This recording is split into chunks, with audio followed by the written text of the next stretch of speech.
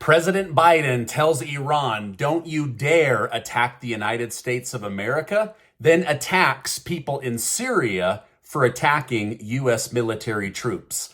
The Pentagon is sending 900 boots on the ground to the Middle East to strengthen U.S. military presence in the area. And Tucker Carlson says if the government doesn't start helping the American people more than Israel and Ukraine, there is going to be an uprising, the likes of which we've never seen before. Thank you so much for liking and sharing these videos. It really helps me out, so thank you so much. I am back in my office and excited to give you the news, but you know what? I don't actually like this look. 1 second. That's better.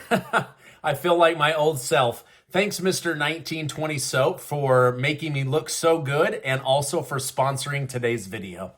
Just days after warning Iran not to attack American troops in Iraq and Syria, President Biden carried out multiple precision strikes on Syrian ammunition and storage facilities. To be clear, these attacks were not in retaliation to Israel's war on Gaza, but simply responses to recent attacks on American troops outside of Israel.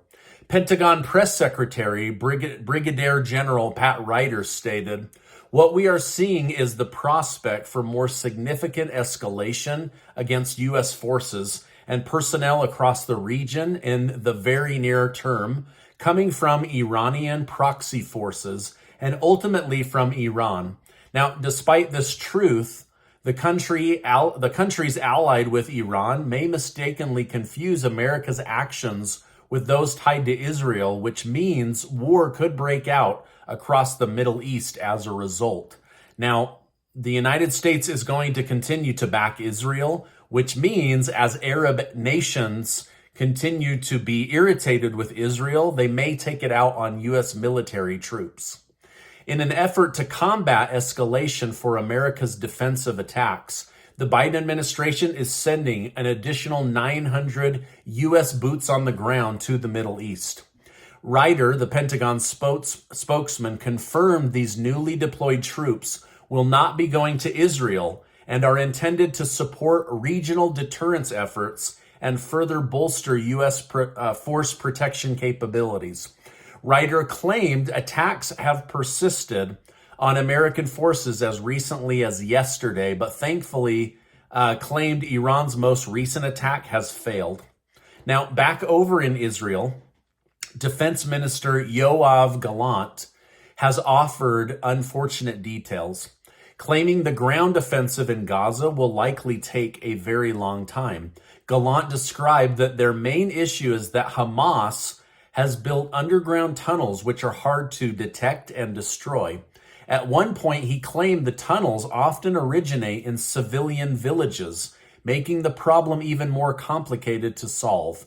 To make matters worse, members of the terrorist group have reportedly attempted to blend in with civilians and have used places such as hospitals, schools, daycare, and residential apartments as places to house weapons and launch weapons from. In an effort to make Israel's job a bit easier in combating Hamas, the Biden administration just revealed plans to place new sanctions on individual people and companies in Iran, Sudan, and Turkey. Despite this, Deputy Treasury Secretary Wally Ademayo stated, "We will not hesitate to take action to further degrade Hamas's ability to commit horrific terrorist attacks by relentlessly targeting its financial activities and streams of funding." Now, in terms of funding for Israel and Ukraine, the new Speaker of the House just spoke on this issue. Unexpectedly, Johnson claimed that he actually does support aid for Ukraine, but doesn't think other Republicans will pass one bill, so they must be combined. Johnson stated, "We cannot allow Vladimir Putin to prevail in Ukraine because I don't believe it would stop there, and it would probably encourage and empower China to perhaps make a move on Taiwan. We have these concerns." Now, while Johnson does support funding to both countries, he also made it very clear that the White House should be providing the American taxpayer with accountability for every single dollar spent. The man who took the lives of 22 people in a shooting in Maryland has not been captured. In Maine. The suspect, 40-year-old Robert Card, reportedly abandoned his car near a boat launch near the Androscoggin River in Maine. Police are now searching the waterway and the area around it, but have not found him despite over 500 phone call tips coming into the police. I can't believe in the 21st century, we literally have people still attacking massive groups of people. And we also have satellites that can't just track somebody and figure out where they are. In the New York Supreme Court, Judge Arthur Enegron has just ruled that Ivanka Trump, the former president's daughter, must testify in her father's real estate fraud case. While Ivanka was a defendant at one point, an appeal court ruled that the statute of limitation blocked the state from going after her with her fathers and brothers. However, Enegron has said, I don't really care. I'm going to force her to testify against her father anyway. So he's basically going against the rule of law and the law in order to continue to pursue Donald Trump. In other news, former President Donald Trump made headlines after he delivered a passionate campaign speech in New Hampshire. In a clip that has since gone viral with millions of views, Donald Trump stated, under a Trump administration, gasoline-powered engines will be allowed, but child sexual mutilation will be banned. It's just crazy to me that we live in a day and age where I have to say these things out loud, right? Of course, people want the option to buy a gas-powered car. And of course, we should be very careful affecting children for the rest of their lives based on thoughts they have while they still have a brain that's very much underdeveloped. Treasury Secretary Janet Yellen has just caused some controversy over claiming the current high yield curve being seen, such as the 10-year Treasury, are being caused because the U.S. economy is resilient and not because of our large national deficit. Yellen stated, it's perfectly possible that we will see longer-term yields come down, but nobody really knows for sure. But I see the higher yields as certainly, importantly, a reflection of a stronger economy. Now, how can someone in such a position be so disconnected from reality? It's literally her job to know what's going to happen based off of data. Our economy could end up crashing and burning because of out of control inflation, the amount of interest that we owe on $33 trillion, the amount of taxpayer money that is or isn't coming in to the U.S. Treasury through the IRS. This woman literally makes herself sound like she doesn't know what she's doing. And you know what? There's a great possibility that she doesn't. Remember, she was the Federal Reserve chairwoman during the Obama Great Recession. So they literally were like, who helped us get through the Great Recession? And it was proven that they did a terrible job. Oh yeah, Janet Yellen. Let's make her the secretary of the entire Treasury for the United States of America.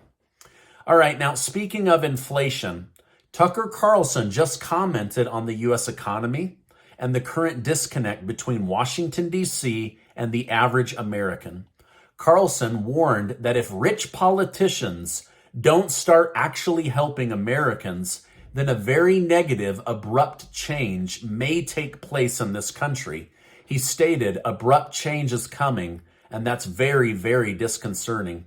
And so rather than reassure people that, we kind of got your back a little bit, by the way, we're going to spend $100 billion on other people. Now, let me know in the comments down below. I know Americans are very generous, and we want to see peace around the world. We want to see actual functioning democracy, but we try to force it on a lot of people. And now we have all these losing wars that they want to send hundreds and hundreds of billions of dollars toward, but they're not helping the American people. Let me know in the comments down below. Do you feel like the American government is trying to help you with your business? or with your family or with your safety net needs? Or would they rather help illegal immigrants and people in Ukraine that have nothing to do with the United States of America? Let me know your thoughts down below. Now, ever since I started telling you guys what's really going on in Washington, D.C., I've had sponsors drop me. But you know who hasn't dropped me? Mr. 1920 Soap, the very best soap in America. This is an American-made soap from a small American business delivered to amazing people like you. So if you're already a customer, go use the discount code AMAZING to save some money and reorder. But we've got Christmas coming up. We've got Thanksgiving coming up. Oh my gosh, you guys, these smell so good. And they are big, chunky bars of soap that last for a very long time. Oh, this one smells like the cleanest thing you've ever smelled in your life. And this one smells like oatmeal with butter and brown sugar in it. Oh, you guys, it's so, so good. Anyway, this is my update for today. As I know more, I will come on and share more with you. Now, before you go, I want to remind you that you are amazing. I really, really appreciate you supporting the channel, being a member of the channel. If you haven't, hit that subscribe button right now. Give this video a like, and then check out this video, and also make sure to check out this video. Thanks so much, and I will see you on the next video.